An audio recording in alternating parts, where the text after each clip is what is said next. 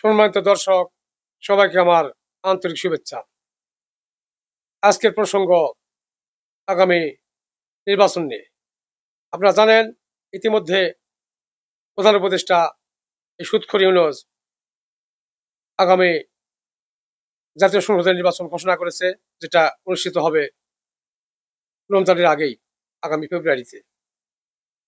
যাই হোক, সে মোতাবেক ইসি তাদের কার্যক্রম শুরু করেছে। বাস্তবে কি হবে সেটা দেখার বিষয়, নির্বাচন আদৌ হবে কিনা। যাই হোক, নির্বাচন যখনই হোক হয়তো হবে, কিন্তু আমার প্রশ্ন হলো যে আওয়ামী লীগকে নির্বাচন থেকে সরিয়ে রাখার যে ষড়যন্ত্র, আমি এই ষড়যন্ত্রের তীব্র প্রতিবাদ জানাচ্ছি।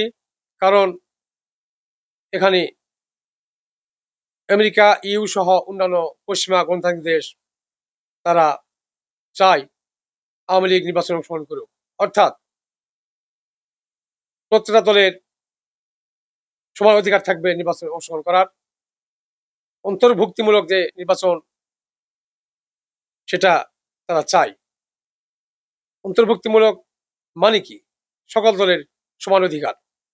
যদি কোনো দলের কোনো ব্যক্তি অপরাধ করে থাকে, আইনগতভাবে তাদের শাস্তি হবে, বিচার হবে, সমস্যা নাই। কিন্তু বর্তমানে এই অবৈধ ইউনিট সরকার, তাদের সাংগঠনিক বাঙ্গা সহ এই এনসিপি বা এই ভণ্ড জামাত রাজাকার, যারা মৌলবাদী স্বাধীনতা বিরোধী শক্তি, তারা প্রোপাগান্ডা চালিয়ে বেড়াচ্ছে যে সংস্কার এবং আওয়ামী লীগের বিচার না হওয়া পর্যন্ত তারা নির্বাচনে অংশ করতে পারবে না।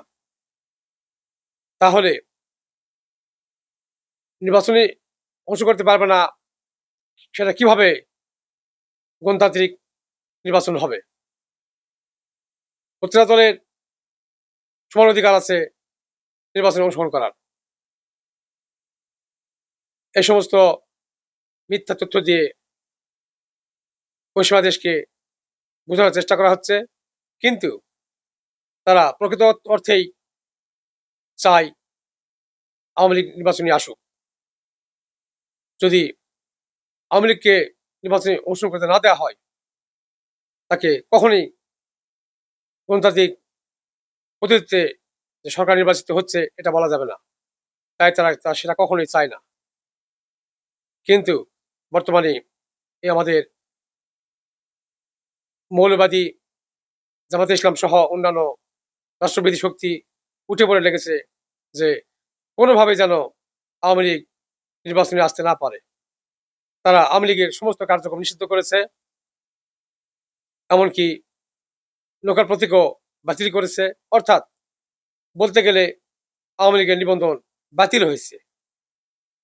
তারা বলছে যে আওয়ামী লীগের নিবন্ধন বাতিল হয়নি, এটা অস্থায়ীভাবে করা হয়েছে। যদি কোন দল অংশগ্রহণ করতে না পারে ইলেকশনে, তাহলে তাকে কি বলা হয়? সে দলের নিবন্ধনই নাই, ইলেকশন করতে পারবে না। তাহলে তাদের এই সমস্ত ভণ্ডামি করার উদ্দেশ্য কি? উদ্দেশ্য একটাই, তারা চায় আওয়ামী লীগ যেন কোনোভাবেই আর দাঁড়াতে না পারে। আওয়ামী লীগকে ধ্বংস করে দেওয়ার ষড়যন্ত্রে লিপ্ত। কিন্তু বাংলার মানুষের মন থেকে আওয়ামী লীগকে কখনোই মুছে ফেলা যাবে না। তারা স্বাধীনতার পক্ষের শক্তি, তারা সবসময় আওয়ামী লীগের পাশে থেকেছে এবং থাকবে ইনশাল্লাহ। এদের ভয় হলো একটা, আগামী ইলেকশনে আওয়ামী লীগ অংশগ্রহণ করলে যদি তারা বিপুল ভোটে জয়লাভ করে, তাহলে তো রাষ্ট্র ক্ষমতায় আবার ফিরে আসবে হাসিনা। তখন তাদের সবার পিছনে বাঁশ দিবে।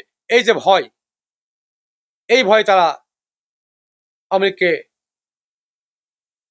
নির্বাচন অংশগ্রহণ করতে না দেওয়ার জন্য উঠে পড়ে লেগেছে। যেভাবে হোক আওয়ামী লীগ ঠেকাও।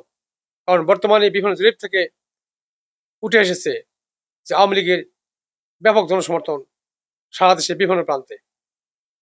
এর অর্থ এই নয় যে আমি বলছি বাংলাদেশের শতভাগ লোক আওয়ামী লীগকে সমর্থন করে। অন্তত 50% লোক আওয়ামী লীগের প্রতি সমর্থন দিচ্ছে এখন। অতীতে হয়তো কম ছিল, এখন সেটা অনেক বেড়ে গিয়েছে। দিনকে দিন আওয়ামী লীগের জনপ্রিয়তা বেড়ে চলেছে। হাসিনা যাবার পর থেকে দেশ কোথায় গিয়েছে এটা সবাই ভালো করে জানে। দেশে কোনো শান্তি শৃঙ্খলা নেই, অর্থনীতি বিধ্বস্ত, চাকুরি নেই, কলকারখানা বন্ধ। এ সমস্ত পরিপ্রেক্ষিতে সাধারণ জনগণ সোচ্চার হচ্ছে ধীরে ধীরে। তারা আওয়ামী লীগের প্রতি ঝুঁকে পড়ছে। তাদের মন মানসিকতা তারা পরিবর্তন করেছে। এটা পরিষ্কার।